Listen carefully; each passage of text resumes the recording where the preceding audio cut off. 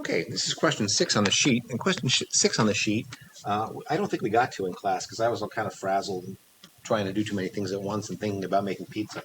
Anyway, we have a question about a river that's 100 meters wide. The current is flowing north at 4 meters per second, and the boat is traveling eastward at 6 meters per second. This is not to scale. This arrow should be a little bit longer. Let's say that's it. So you're the person here watching this. So because of the force of the current acting on the boat's going to move in some trajectory north of east. So let's go ahead and do that. We just use the Pythagorean theorem. Let's call that just the velocity with respect to an observer on the ground. And that's going to be equal to 6 squared plus 4 squared, which is, okay, great. The square root of 36 plus 16, and when you do that, you get 7.2 meters per second. All right, now what's the angle? The angle, the inverse tangent of 4 over 6. So let's see what that works out to be. Inverse tangent of 4 over 6, or 2 over 3. Inverse tangent of 2 divided by 3. That's 33.7 degrees. Okay, so 33.7 degrees. So if the boat starts here, it's going to be moving at 33.7 degrees. Now, let me just let me see if I can draw that angle approximately.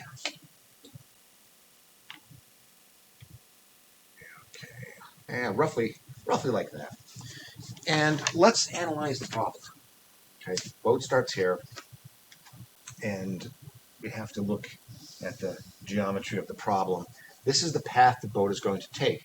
Notice it's not going straight across, and it has a velocity of 7.2 meters per second.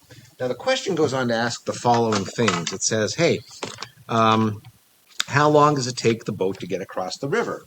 How far downstream does the boat end up? So let's make this into a triangle.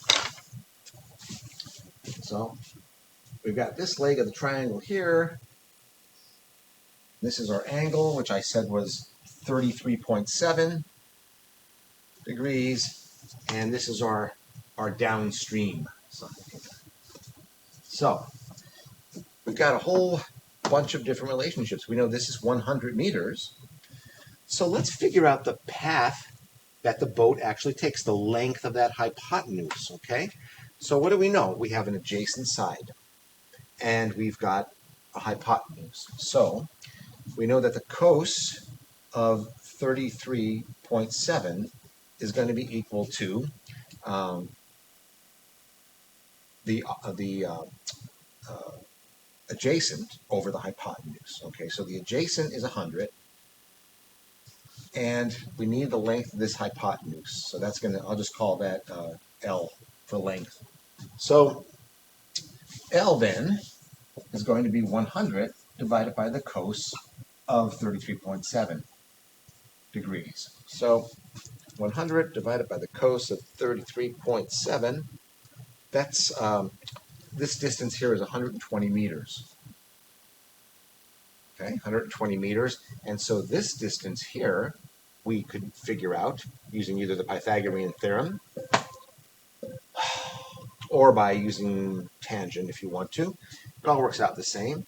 But let's figure out the time it takes going 7.2 meters per second to go 120 meters. Well, we just divide the distance by the time.